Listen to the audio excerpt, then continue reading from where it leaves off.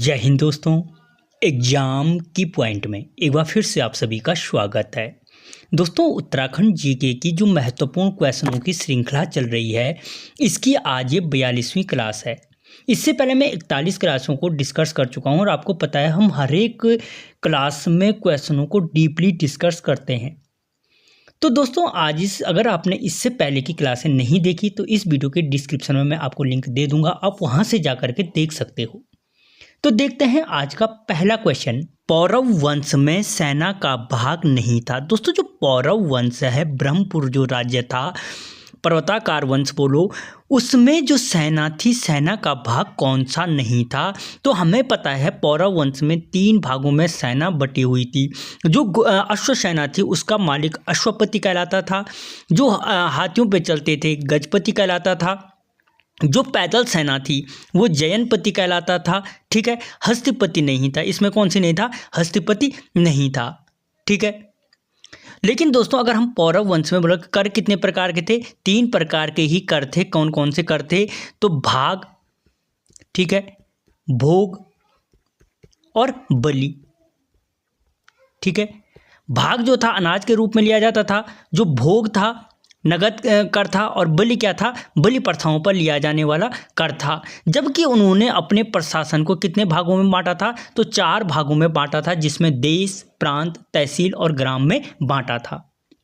अगला क्वेश्चन, चंद काल में तराई में परगनों की संख्या थी। दोस्तों, जो चंद काल था वहां पे तराई क्षेत्र में परगनों की संख्या कितनी थी? तो 7 परगने थे। कौन कौन थे? 7 परगने थे। अगर हम इन 7 परगनों की बात करें तो सहजगीर, बुक्साड़, बक्सी, कोटा, चिंकी, गदरपुर, मुंडिया, ये 7 क्या थे? यहाँ पे परगने थे। और अगर मैं आपको पूछूं कि तराई जनपद का गठन कब हुआ, तो आप बोलोगे भैया जी 1842 को हुआ। ठीक है, तराई जनपद का फिर से पुनर्गठन कब हुआ? 1862 को हुआ। ठीक है, तराई इम्प्रूवमेंट फंड रैमजे ने कब बनाया था? 1883 में बनाया था। और तराई जनपद का विघटन कब हुआ? तो 1891 में हुआ। ये 4 मोस्ट इंपॉर्टेंट ईयर हैं जो आपको याद रखने हैं। अगला क्वेश्चन, निम्नलिखित को सुमेलित कीजिए। दोस्तों, वीडियो को लाइक करें और चैनल को सब्सक्राइब करें यार, न तो आपका लाइक करने से कुछ जाएगा, न तो सब्सक्राइब करने से कुछ जाएगा। अच्छा सोचोगे अच्छा फल मिलेगा। तो सुमेलित करने के लिए बोला आर्य समाज की स्थापना। दोस्तों, आर्य जो समाज है, आर्य समाज की जो स्थापना है कब हुई थी? तो 1875 को हुई थी। 4। ठीक है, आर्य समाज की देहरादून में स्थापना। दोस्तों, आर्य समाज की जो एक शाखा की स्थापना देहरादून में थी, कब की गई थी? 1879 को की गई थी। 3। आर्य समाज की लैंसिडोन में स्थापना कब हुई थी? तो 1923 को हुई थी। 2। और आर्य समाज की चौनकोट में एक शाखा की स्थापना 1925 में हुई थी। तो क्या बना? 4, 3, 2, 1। किस में है? ऑप्शन डी में। ठीक है, अगला क्वेश्चन, निम्नलिखित में से असत्य है। दोस्तों, निम्नलिखित में से क्या बोल रहा है? असत्य कौन सा है? लोकर समिति का गठन 1965 को हुआ। बिल्कुल सही है। अगर आपको पूछे जनजातियों के पहचान के लिए किस समिति का गठन हुआ, तो लोकर समिति का गठन हुआ। और कब हुआ था? तो 1965 को इस समिति का गठन हुआ था। राज्य में 5 जनजातियों को एसटी का दर्जा। उत्तराखंड में कितनी जनजातियां हैं? 5 जनजातियां, जिनमें सबसे बड़ी जनजाति कौन सी है? थारू जनजाति है। और सबसे छोटी कौन सी है? राजी जनजाति है। ठीक है, तो इन 5 जनजातियों को एसटी का जो दर्जा दिया गया था, अनुसूचित जनजाति का जो दर्जा दिया गया था, वो 1967 में दिया गया था। बिल्कुल सही। अगर पूछा जाए कि 5 जनजातियों को अनुसूचित जनजाति का दर्जा कब दिया गया, तो 1967 में दिया गया था। कोल्टा जांच समिति का गठन 1956 में हुआ था। ये भी बिल्कुल सही है। कोल्टा जांच समिति का गठन कब हुआ? तो 1956 में हुआ था। क्या है? कुमाऊं उत्तराखंड जमींदारी उन्मूलन एक्ट। दोस्तों, कुमाऊं उत्तराखंड जो जमींदारी उन्मूलन एक्ट था वो कब लागू किया गया? तो 1960 में किया गया। यानी चारों के चारों क्या है? स्टेटमेंट सही हैं। अगर चारों सही हैं तो क्या होगा? ऑप्शन डी उपर्युक्त में से कोई नहीं, यानी इनमें से कोई भी असत्य कथन नहीं है, क्योंकि हमसे क्या पूछा था? असत्य कथन पूछा था। अगला क्वेश्चन, निम्नलिखित को सुमेलित कीजिए। दोस्तों, फिर से सुमेलित करने के लिए बोल रहा, नंदा देवी पर्वत। नंदा देवी पर्वत की ऊंचाई कितनी है? 7817 मीटर है। 4। कामेत पर्वत की कितनी है? 7756 मीटर है। 3।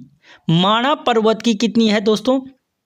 तो आपको पता है माना की ऊंचाई कितनी है 72 या 7272, ठीक है 2। और बद्रीनाथ पर्वत की कितनी है 7140 यानी 7140 मीटर क्या है बद्रीनाथ पर्वत की ऊंचाई है। तो 4321 इसमें ऑप्शन सी में है।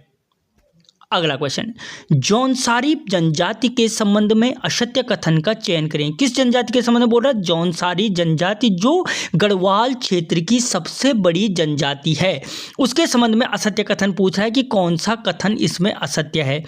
बाजदिया, बेवाक्य और बोईदोदी विवाह प्रथा जौनसारी में पाई जाती है, बिल्कुल सही है। अगर पूछा जाए कि जो बाजदिया है, बेवाक्य है या बोईदोदी विवाह प्रथाएं हैं किस जनजाति की हैं, तो जौनसारी जनजाति की हैं। बाजदिया प्रथा में लड़की लड़के के घर बारात लेकर जाती है, ये भी सही है। या अगर पूछा जाए कि जौनसारी जनजाति में किस विवाह प्रथा के अंतर्गत लड़की लड़के के घर बारात लेके जाती है, तो बाजदिया विवाह प्रथा के अंतर्गत जाती है। अगला बोल रहा है जौनसारी विवाहों में गाय का दान करते हैं, ये भी बिल्कुल सही है कि कौन सी जनजाति विवाह के अवसर पर गाय का दान करती है, तो जौनसारी जनजाति करती है। और जौनसारी दिवाली के अवसर पर गोवर्धन पूजा करती है, ये गलत है दोस्तों, और ऑप्शन डी इसका करेक्ट आंसर हो जाएगा। लेकिन अगर जौनसारी दिवाली के अवसर पर नृत्य कौन पूछे तो कौन सा करते हैं, भैला भलैया नृत्य करते हैं। और अगर गोवर्धन पूजा की मैं बात करूं तो दिवाली के अवसर पर जो गोवर्धन पूजा होती है वो बोक्सा जनजाति के लोग करते हैं। अगर पूछे कौन सी जनजाति के लोग करते हैं, तो बोक्सा जनजाति के लोग करते हैं।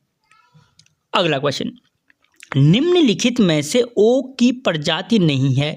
दोस्तों निम्नलिखित में से बोल रहा ओक की प्रजाति कौन सी नहीं है, तो याद रखना ओक की मुख्य रूप से 3 प्रजातियां हैं, एक तो है बांज, एक है मोरू और एक है खोरसूं, ठीक है। इनमें से कौन सी बांज की ओक की प्रजाति नहीं है, यार बांज किसकी नहीं है, ओक की प्रजाति नहीं है। अगर मैं बोलूं ये ओक किस प्रकार के वनों का उदाहरण है, तो याद रखना शीतोष्ण कटिबंधीय वनों का वृक्ष है। किसका, शीतोष्ण कटिबंधीय वनों का वृक्ष है। और जो शीतोष्ण कटिबंधीय वन होते हैं वो 1800 से 2700 मीटर की ऊंचाई तक पाए जाते हैं। कितने पे, 1800 से 2700 मीटर की ऊंचाई पे पाए जाते हैं, ठीक है। ठीक है दोस्तों, बांज की अगर पूछे राज्य में कितनी प्रजातियां पाई जाती हैं, तो 5 प्रजातियां पाई जाती हैं, जबकि विश्व में इस बांज की 40 प्रजातियां पाई जाती है। कितनी, 40 प्रजातियां पाई जाती हैं। और राज्य का सोना किस वृक्ष को कहते हैं, वो भी इसी बांज को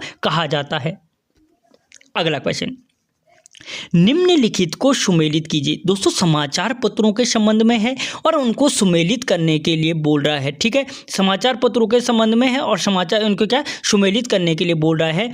पुरुषार्थ समाचार पत्र, जिसमें फायर के 3 शिकार कुल्ली, मुर्गी, अल्मोड़ा अखबार कहा गया था, तो 1917 में इसका प्रकाशन किया गया था, ठीक है। विशाल कीर्ति, दोस्तों जो विशाल कीर्ति का प्रकाशन था वो 1913 में ही हुआ था। 2 गढ़वाल हितैषी समाचार पत्र 1903 में ही प्रकाशित 30 में ही प्रकाशित हुआ था और उत्तर भारत का प्रकाशन 1936 में ही हुआ था। तो यानी क्या पैटर्न बन रहा है, 1 2 3 4 और 1 2 3 4 किस में है, ऑप्शन डी में है, ठीक है। अगला क्वेश्चन है दोस्तों, निम्नलिखित में से सत्य कथन का चयन करें। सत्य कथन बोल रहा है कि सत्य कथन का चयन करें। हुन्या व केला बुग्याल चमोली जनपद में स्थित हैं, ठीक है।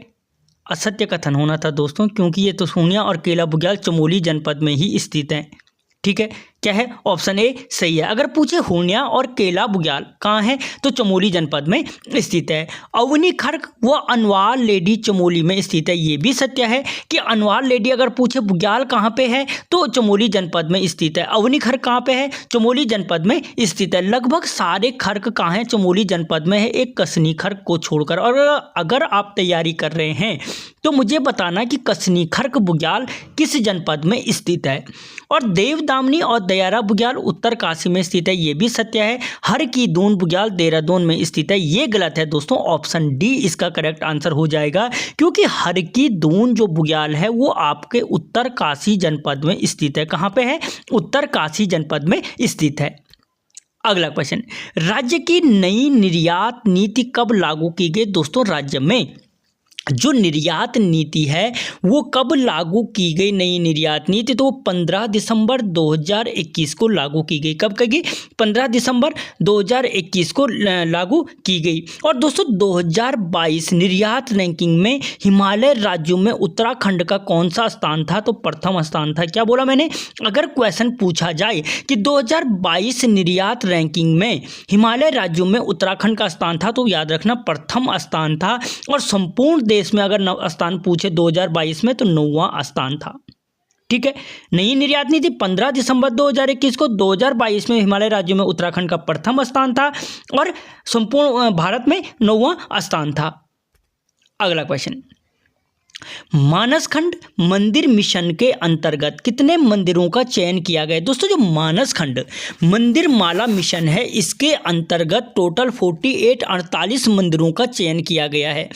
ठीक है, अगर पूछा जाए कितने मंदिरों का, तो 48 मंदिरों का चयन किया गया है।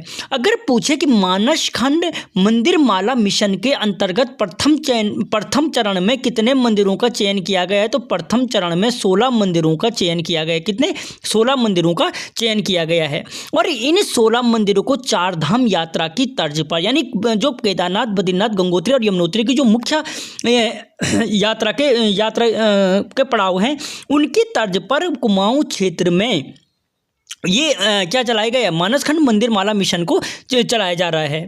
इसी के लिए भारत गौरव मानसखंड एक्सप्रेस चलाई गई थी पुणे से, मुंबई से, बेंगलोर से, चेन्नई से। एक क्वेश्चन और बन सकता है यहाँ पे कि पूछ लेगा मानसखंड मंदिर माला मिशन के अंतर्गत, ठीक है, मानसखंड एक्सप्रेस किस स्थान से नहीं चलाई गई थी? तो याद रखना जो 4 क्षेत्र हैं, ठीक है, चारों स्थानों से चलाई गई थी। मुंबई से, बेंगलोर से, यही है चेन्नई से और पुणे से। ठीक है, क्या क्या बोला मैंने? पुणे, मुंबई, बेंगलोर और चेन्नई, इन 4 स्थानों से क्या चलाई गई थी? मानसखंड एक्सप्रेस का संचालन किया गया था। अगला क्वेश्चन, राज्य की प्रमुख योजनाओं को सुमेलित कीजिए। दोस्तों राज्य की जो प्रमुख योजनाएं हैं उनको सुमेलित करने के लिए बोल रहा है। ठीक है, पालकी योजना। दोस्तों पालकी योजना क्या है? स्वास्थ्य सुविधाओं से संबंधित है। जहाँ पे सड़कों की व्यवस्था नहीं है, वहाँ पे किसी भी प्रकार के जो बीमार व्यक्ति हैं उनके लिए पालकी योजना की शुरुआत की गई है। पहल योजना दोस्तों किससे संबंधित है? रसोई गैस से संबंधित है। सौभाग्य योजना मुफ्त बिजली कनेक्शन से संबंधित है, जो फ्री बिजली कनेक्शन है उससे संबंधित है सौभाग्य योजना। और खिलती कली योजना बच्चों को कुपोषण से बचाना है। 6 वर्ष से कम आयु के जो बच्चे हैं उनको कुपोषण से बचाने से संबंधित है आपकी खिलती कली योजना। तो क्या बना? 4 3 2 1, 4 3 2 1, ऑप्शन सी। दोस्तों अगर अभी तक भी वीडियो को लाइक नहीं किया कर लो यार। अगला क्वेश्चन, मुख्यमंत्री सौर स्वरोजगार योजना की शुरुआत कब और किसने की? मुख्यमंत्री सौर स्वरोजगार योजना की जो शुरुआत हुई थी दोस्तों, वो की थी त्रिवेंद्र सिंह रावत जी ने। किसने? त्रिवेंद्र सिंह रावत जी ने 2020 में। कब की थी? 2020 में त्रिवेंद्र सिंह रावत जी ने क्या की थी? मुख्यमंत्री सौर स्वरोजगार योजना की शुरुआत की थी। और इस मुख्यमंत्री सौर स्वरोजगार योजना के तहत अगर पूछा जाए कितने मेगावाट तक की सोलर प्लांट को स्थापित किया जा सकता है, तो याद रखना 25 मेगावाट तक की जो सोलर प्लांट है हम उसको स्थापित कर सकते हैं। इसी के तहत सौर ऊर्जा नीति कब बनी? 2023 में बनी, जिसने क्या लक्ष्य रखा है? 2027 तक 2500 मेगावाट बिजली उत्पादन करने का लक्ष्य रखा है। अगला क्वेश्चन, निम्नलिखित को सुमेलित कीजिए। बलिया नाला भूस्खलन। दोस्तों बलिया नाला जो भूस्खलन है वो कहाँ से है? आपके नैनीताल जनपद से संबंधित है। कहाँ से है बलिया नाला भूस्खलन? नैनीताल जनपद से संबंधित है आपका बलिया नाला भूस्खलन। ठीक है, बलिया नाला भूस्खलन का संबंध आपके नैनीताल जनपद से है। ग्वाल गांव भूस्खलन। दोस्तों जो ग्वाल गांव भूस्खलन है, ठीक है, ग्वाल गांव भूस्खलन का संबंध किससे है? पिथौरागढ़ से संबंधित है। कहाँ से? पिथौरागढ़ से 3। तौली गांव भूस्खलन। दोस्तों जो तौली गांव भूस्खलन है टिहरी से संबंधित है। और कुंवारी गांव भूस्खलन बागेश्वर चमोली सीमा से संबंधित है। तो 2 3 4 1, 2 3 4 1 किस में है? ऑप्शन डी में। ठीक है, अगला क्वेश्चन, निम्नलिखित को सुमेलित कीजिए। बीज बचाओ आंदोलन, बीज बचाओ आंदोलन ये तो बच्चे को पता होगा जो तैयारी कर रहा है। विजय जड़धारी हो रखा है, विजय जड़धारी से संबंधित है। नवधान्य आंदोलन कौन है? वंदना शिवा ने चलाया था। ठीक है। पानी राखो आंदोलन सच्चिदानंद भारती ने चलाया था पौड़ी के उपरेला खाल से। और कल के लिए जल अभियान की शुरुआत, ये नया है, कल के लिए जल अभियान की शुरुआत किसने की? द्वारिका प्रसाद सेमवाल ने की। एक, ठीक है, ये मुख्य है। कल के लिए जल अभियान की शुरुआत द्वारिका प्रसाद सेमवाल ने की। तो 3 2 4 1, 3 2 4 1 ऑप्शन डी में है। अगला क्वेश्चन, निम्नलिखित कथनों पर विचार कीजिए। कथन एक है, भैरव तिवारी को कुमाऊनी लोक परंपरा के प्रसिद्ध नाटकों एवं थिएटर प्रस्तुति के लिए जाना जाता है। सत्य है या असत्य है? बिल्कुल सही। अगर पूछे कि भैरव तिवारी का संबंध किससे है तो थिएटर से संबंधित है और मुख्य रूप से कुमाऊनी लोक परंपरा के जो नाटक हैं उनके लिए ये प्रसिद्ध हैं। ठीक है। दूसरा बोल रहा है, इन्होंने दूरदर्शन के हारोहित नाटक तथा रसिक रमोला के लिए प्रस्तुति दी थी। ये भी सत्य है। अगर बोला जाए कि दूरदर्शन के हारोहित नाटक और रसिक रमोला नाटकों के लिए प्रस्तुति किसने दी थी तो फिर आंसर निकल के आएगा भैरव तिवारी ने दी थी। ठीक है। तो क्या हो जाएगा? ऑप्शन सी, कथन 1 और 2 दोनों क्या हैं? सत्य हैं। अगला क्वेश्चन, निम्न में खसों की सामाजिक प्रथाएं थी। दोस्तों, जो खस लोग थे जिन्होंने मुख्य रूप से पिथौरागढ़ के विकास में महत्वपूर्ण भूमिका निभाई, क्योंकि आपको पता है पिथौरागढ़ में क्या था, खसों ने भाटकोट, डूंगरकोट जो ये किले हैं ये खसों ने निर्माण किए थे। और आपको वहाँ पे जब चंद्रवंश पढ़ा होगा वहाँ पे एक चीज़ देखा होगा, वीणाचंद खसों से हार जाते हैं 869 में। ठीक है। 1065 में फिर से चंद्रवंश की स्थापना होती है। तो जो ये खस लोग थे इनकी जो सामाजिक प्रथाएं थी, इनमें कौन कौन सी सामाजिक प्रथाएं थी तो यह रखना, जठेला प्रथा थी। ठीक है। जेठ प्रथा थी। कुमार कुमारी प्रथा थी। ठीक है न, कुमार कुमारी प्रथा नहीं थी। देवदासी प्रथा थी। इनमें कौन कौन सी थी? ये प्रथाएं इनमें मुख्य रूप से थी। ठीक है। कौन कौन सी बोली मैंने? जटेला प्रथा, जेठ प्रथा, देवदासी प्रथा, कुमार और कुमारी प्रथा नहीं थी। और कुमार और कुमारी प्रथा इन्हीं में से एक जनजाति की है। अगर आप लोग तैयारी कर रहे हो तो मुझे कमेंट जरूर करना कि जो कुमार और कुमारी प्रथा किससे संबंधित है, और अगर नहीं आएगा तब भी कमेंट करना कि हमें पता नहीं है, मैं आपको रिप्लाई कर दूंगा कमेंट में। अगला क्वेश्चन, निम्न लोकगीतों को कूट के माध्यम से सुमेलित कीजिए। ठीक है। लोकगीत है चांचरी गीत। दोस्तों, जो चांचरी गीत होता है नृत्य गीत है। चांचरी, झोड़ा, थड़िया, बैर ये सारे क्या है? नृत्य गीत है। न्योली क्या है दोस्तों? न्योली एक विरह गीत है। 1 3 क्या है? विरह गीत है। छोपती गीत, छोपती क्या है? संवाद प्रदान गीत है 2। ठीक है। और मांगल क्या है दोस्तों? एक संस्कार गीत है। मांगल क्या है? संस्कार गीत है। तो क्या बना? 1 3 2 4, 1 3 2 4 ऑप्शन डी में है। अगला क्वेश्चन, कत्यूरियों को पराजित कर उनसे सोने का सिंहासन छीनने वाला शासक था। दोस्तों, वो कौन सा शासक था जिसने कत्यूरियों से सोने का सिंहासन छीना था? तो वो शासक था अजयपाल। ठीक है। अजयपाल ही वो व्यक्ति था जो चांदपुर गढ़ से देवलगढ़ अपनी राजधानी लाता है 1512 में। ठीक है। देवलगढ़ से श्रीनगर लाता है 1517 में, अपनी राजधानी को लाता है। 52 गढ़ों का एकीकरण करता है, जिस कारण पातीराम ने अजयपाल को क्या कहा? गढ़पाल शब्द का प्रयोग किया। गढ़वाल का अशोक अगर पूछे किसको कहा जाता है तो वो भी अजयपाल को कहा जाता है। और राहुल सांकृत्यायन के अनुसार परमार वंश का वास्तविक संस्थापक कौन है अगर पूछे तो वो भी अजयपाल है। किसके अनुसार? राहुल सांकृत्यायन के अनुसार। या अगर क्वेश्चन पूछा जाए कि परमार वंश में सर्वप्रथम भूमि बंदोबस्त करने वाला शासक कौन था तो वो शासक भी कौन था? अजयपाल था, क्योंकि इसने भूमि मापन के लिए या मापन का एक वो दिया था, द्यूलिया पाथा दिया था। और एक द्यूलिया पाथा कितने किलो के बराबर था अगर पूछा जाए तो कितने के बराबर? 2 kg के बराबर लगभग था। तो दोस्तों, हमने यहाँ पे 840 तक क्वेश्चनों को डीपली कवर किया। इससे आगे की क्लास के लिए वीडियो को लाइक करें, चैनल को सब्सक्राइब करें।